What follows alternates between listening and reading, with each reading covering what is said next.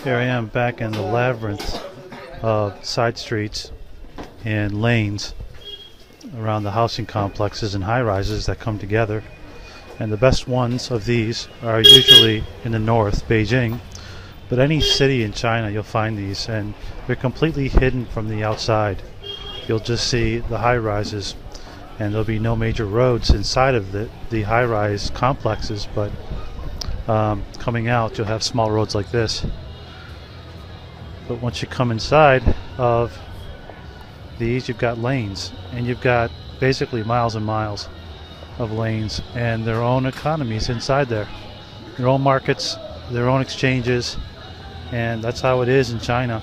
I wish it could be said for the West, because local economies, when you make them strong, it's a form of protection, really, because you've got more than one source for your food and water, more than one source for your information protection and medicine and things like that. So local, go local.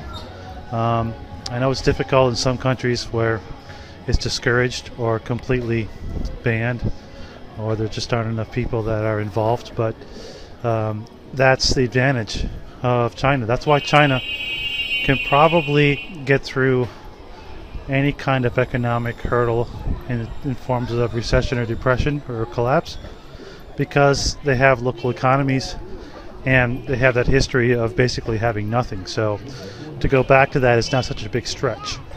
You can easily survive in these apartment complexes and countryside and hovels and grow their own food and things like that. It's not too difficult for them, utility-wise, as long as you have the skill and experience. But in some places, I just don't see people being able to develop locally like this.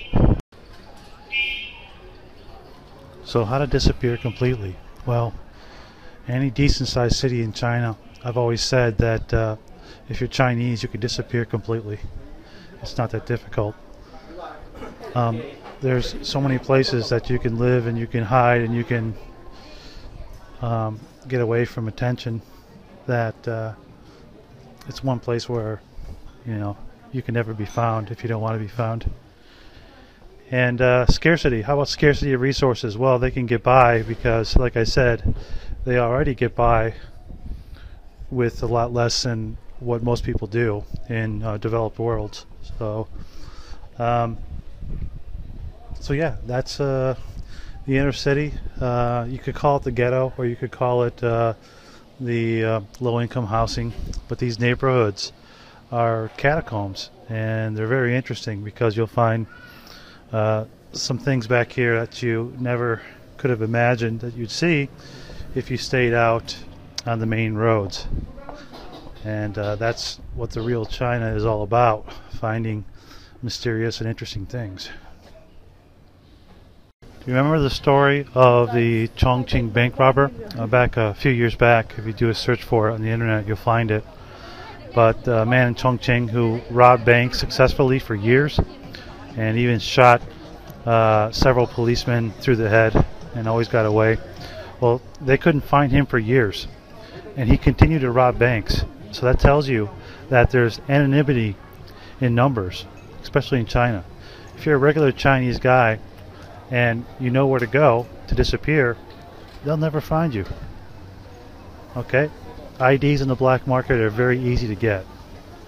To rent a house is very easy. Finding food is very easy too. You can smuggle anything in and out that you want. You can change your identity. So the greater the numbers, the easier it is to blend in. People say, well, what about the United States? Where can you disappear in the United States? And I always joke with them and I say, just move to Milwaukee. And that's a kind of a pun on Milwaukee from a Chicago guy, but hey, that's the truth. There's spots in Milwaukee that you can just disappear, and it's like being in the 1970s. Likewise, in some boroughs in Pittsburgh. Since China is still a cash-based economy where most bills are paid on a cash basis and not on a credit basis. It's much easier to disappear completely because there is no social security system, there is no credit check for utilities, and there is no problem with banks. You just need an ID and then you can deposit money. There's no IRS. There's none of that. So you can very easily get a job in the black market because it's so huge and do everything on a cash basis and have a fake ID, and you can get by indefinitely that way. The only downside is you can't leave China very easily with a fake ID. However, there's ways to get around that as well. If you go out to the western lands in China, the borders are sketchy, especially around India, Inner Mongolia, Russia, Kazakhstan, and so on. Still get out if you need to get out, but that's how it is, you know. Cash-based black market, and too many people with the same family names. So when you've got like 100 million guys with the name Zhang, it's easy to blend in, especially when you all have the same haircuts, you all look similar. You know, it's language, you know, you speak Putonghua, you can get by. You can't really do that in too many other cultures because, like I said, the population is not big enough to blend in, and there's too much credit checks and other checkpoints in between you and being anonymous that are difficult to circumvent.